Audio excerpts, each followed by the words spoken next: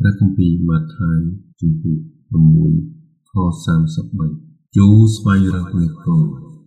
និងសេចក្តីសុចរិតនៃព្រះជាមុនសិនទើបគ្រប់របស់ទាំងនោះនឹងបានប្រទានអ្នករាល់គ្នាថែមទាំងអស់ខព្រះគម្ពីរម៉ាថាយជំពូក6ខ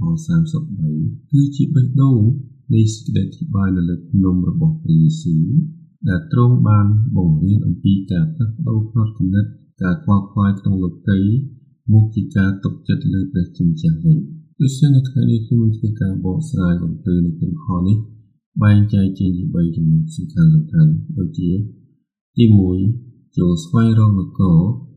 នៃព្រះជាមុនសិនគឺមានន័យថាការ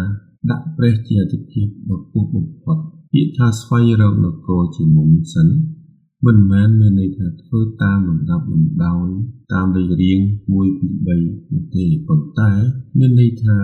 អាទិភាពចម្បងបំផុតនៅក្នុងជីវិតការស្វែងរកនគរព្រះគឺជាការព្រមចុះចូលនិងទទួលស្គាល់ព្រះជាស្ដេចរបស់ព្រះជាម្ចាស់មកគ្រប់គ្រងលើចិត្តគំនិតនិងការរស់នៅប្រចាំថ្ងៃរបស់យើងនៅក្នុងព្រះគម្ពីរកូឡូសជំពូក3ខ1ដល់ខ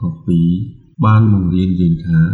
ដូច្នេះបើអ្នករាល់គ្នាបានរស់ឡើងវិញជាមួយនឹងព្រះគ្រីស្ទហើយចូល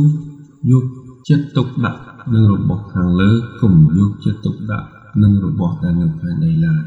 ទី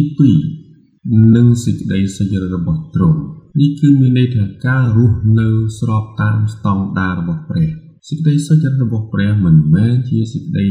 ល្អដែលកើតចេញពីកម្លាំងឬអំពើល្អរបស់មនុស្សយើងទេ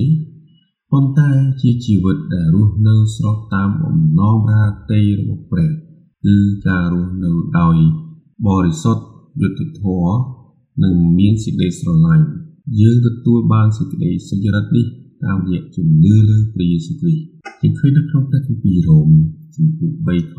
23បានបង្រៀនយើងថាគឺសេចក្តីសុចរិតរបស់ព្រះ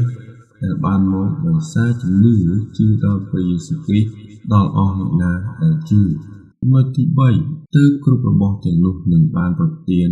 មកអ្នករាល់គ្នាថែមទៀតផងគឺមានន័យយ៉ាងម៉េចគឺមានន័យថាព្រះសន្យានៃការផ្គត់ផ្គង់ត្រង់ចំណុចនេះរបស់ទាំងនោះសំដៅទៅលើសេចក្តីត្រូវការជាមូលដ្ឋានក្នុងជីវិតម្ហូបអាហារសម្លៀកបំពាក់និងចម្រោះដែលព្រះយេស៊ូវបានរៀបរាប់ក្នុងខមុនម៉ាថាយជំពូក6ខ25ដល់ខ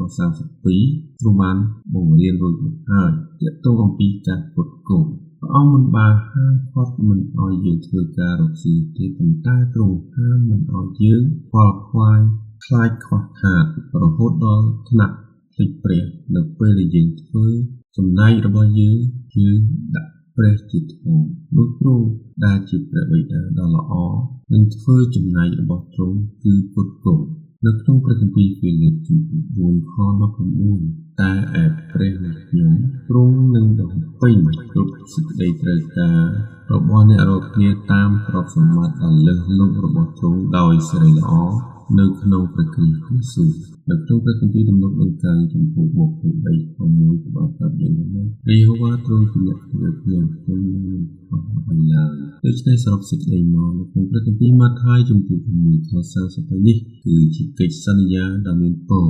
រវាងមនុស្សនិងព្រះជាម្ចាស់កាតព្វកិច្ចរបស់យើងគឺស្វែងរកព្រះនិងរស់នៅដោយសុចរិតដែលការទទួលខុសត្រូវលើជីវភាពរស់នៅរបស់យើងគឺភារកិច្ចរបស់ព្រះពេលណាដែលយើងដូរការខ្វល់ខ្វាយមកជាការថ្វាយបង្គំនិងការទុកចិត្តនោះយើងនឹងទទួលបានទាំងសេចក្តីសុខសាន្តក្នុងចិត្តនិងការផ្គត់ផ្គង់យ៉ាងគ្រប់គ្រាន់ពីព្រះដ៏មានព្រះជន្មរស់នៅអាមែន